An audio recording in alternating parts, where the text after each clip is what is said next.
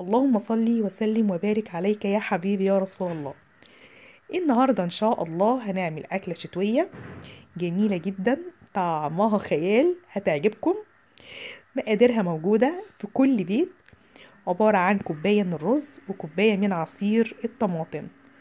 تقدري تضاعفي الكمية اللي انت عايزاها، بس يا ريت ما تنسوش تدعموني باللايك لو عجبكم الفيديو.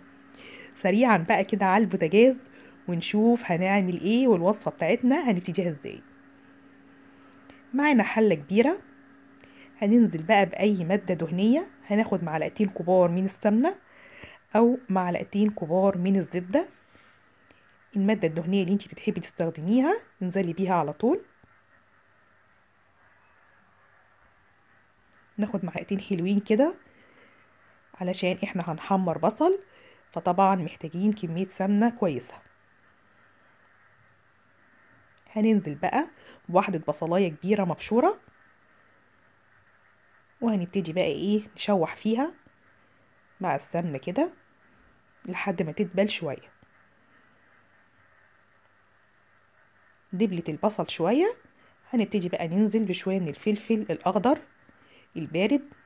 طبعا الفلفل مع البصل مع الطماطم والرز مش قادرة اقول لكم هيبقى الطعم عامل ازاي. خلاص انا عايزة الشكل ده والدرجة دي. يبدأ بس البصل يحمر شوية، ما يحمرش قوي. عندك بقى لحمة في المرحلة دي انزلي بيها، ما عندكيش لحمة يبقى هننزل على طول بعصير الطماطم. طبعا انا عندي لحمة، فهتدي طعم جميل جدا للرز والعصير الطماطم، فقلت احطها مع البصل. لكن لو ما عندكيش مفيش مشكلة. لو عندك فراخ انزلي بيها، عندك مثلا بانيه، عندك كبد وقوانص، اي نوع لحوم في المرحلة دي ممكن تنزلي بيها. الاكلة مش هتاخد منك حلل كتير ولا حاجة، هتتعمل كلها في حلة واحدة. هنشوح بقى اللحمة كويس جدا مع البصل ومع الفلفل،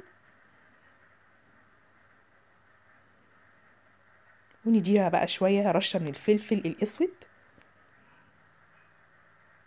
بعد ما اتشوحت هننزل بقى بعصير الطماطم.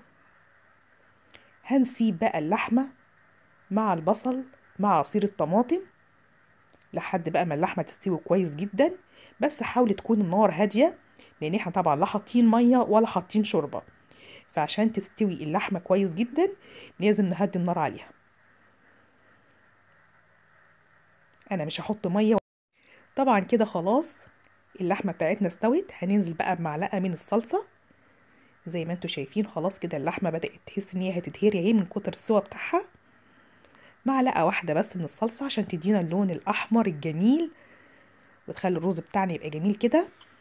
والتوابل بتاعتنا بقى الفلفل الأسود والكمون، وهنحط كمان شوية من البابريكا وشوية من الملح. التوابل بتاعتك اللي انتي بتحبي تحطيها والنكهة اللي انتي بتحبيها حطي. الناس اللي بتحب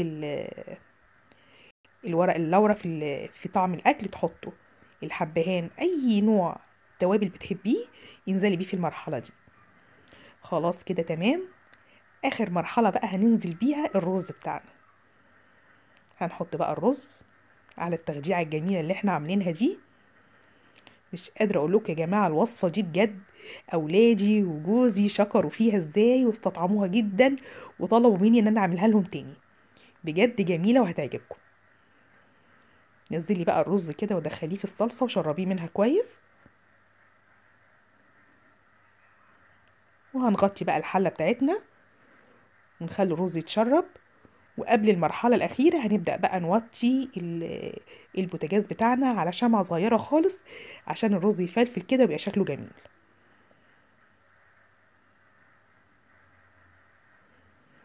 قبل ما يستوي بقى هاخد له تقليبة كده بسيطة. في المرحلة دي بقى هنبدأ نهدي النار. خلاص يا حبايبي كده خلاص الرز بتاعنا استوى وفلفل وبقى شكله جميل جدا. ومش قادرة اقول لكم الطعم بتاعه كان عامل ازاي، وما خدش مننا وقت ولا مجهود ولا هدر مواعين ولا حاجة. هي حلة واحدة عملنا فيها الأكل كله. مش قادرة اقول لكم بقى الريحة والطعم حاجة كده وهم. اغرفي بقى في الأطباق كده كل واحد بالوجبة بتاعته. الله على الطعم. بجد لازم تجربوها. دي كانت الوصفة بتاعتي النهاردة. أتمنى لو عجبتكم وصفتي ما تنسوش اللايك. شكرا ليكم ولمتابعتكم، والسلام عليكم ورحمة الله وبركاته. بحبكم في الله.